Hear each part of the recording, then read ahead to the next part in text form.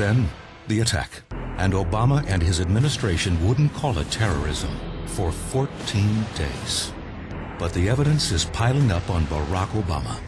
Within hours of the attacks, Obama officials received numerous intelligence reports indicating the attacks were organized and Al-Qaeda was involved.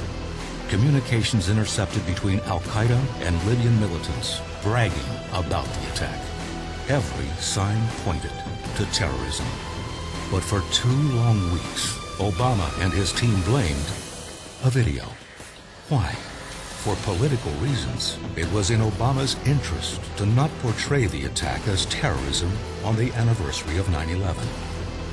The intelligence was there, clear signs of terrorism, but campaign politics came first.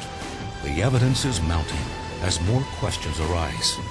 What did this president know, and when did he know it?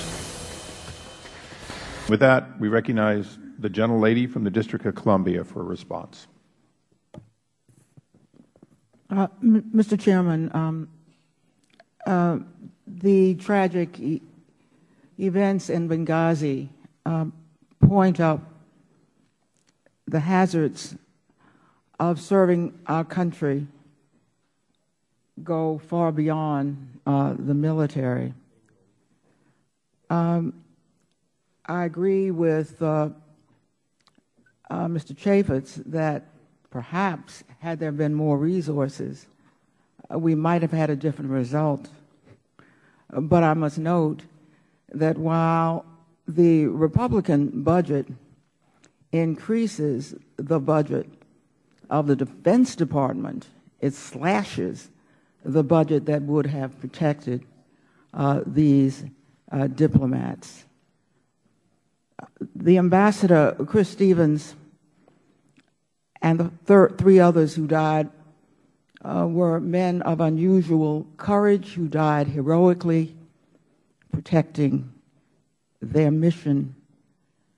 The best tribute to the Ambassador comes from the mourning in the streets that we saw from the citizens of Benghazi and of Libya.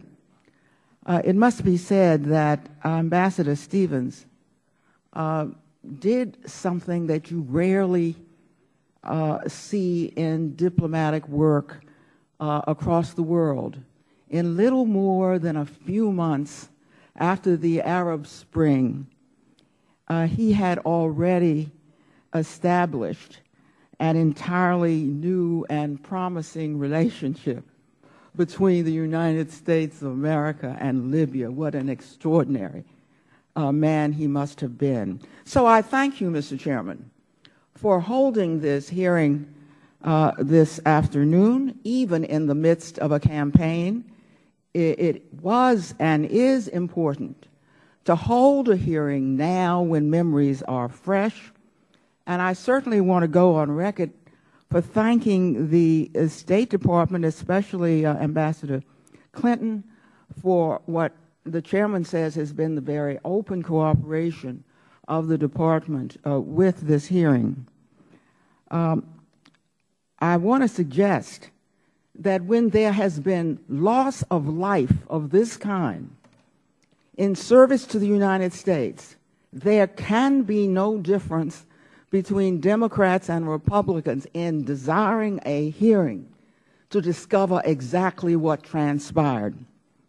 That is why I regret that the spirit of bipartisanship and openness that came from the State Department has not occurred here in this committee, that there has not been the sharing of information and witnesses so that both sides could be prepared to question witnesses and find out exactly what has happened.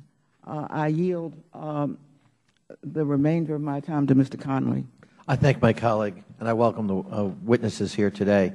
I join my colleagues in expressing the desire for a bipartisan inquiry, and I certainly hope that the committee will endeavor to make it genuinely bipartisan. I regret the fact that a trip to Libya occurred with no members of this side of the aisle in attendance. I had the privilege of going with David Dreyer, the Republican chairman of the Rules Committee, to Libya in May. It is an inherently unstable situation. It was then, it is now. It is one we Americans hope will stabilize over time. I certainly hope that today's hearing is not going to be perceived as an effort to exploit a tragedy for political purposes 27 days out from an election. I hope, in fact, it is the down payment of a serious inquiry into how can we make this kind of thing not recur. How can we redouble our efforts to provide security to the brave men and women who serve in our foreign service? How can we make sure that we take a fresh look at the resources required and make sure on a bipartisan basis we're providing them? So no good is done to the security of the United States to politicize this tragedy, and I can't imagine that the late Ambassador Chris Stevens would want us to do that. And so I hope that we will proceed in a bipartisan way and get to the bottom of not only what happened, but what are the forces at work that led to that, far beyond just the issue of what our failures were. What is the nature of the challenge we face in countries like Libya post-Arab Spring? Thank you, and I thank my colleague for yielding. Thank you.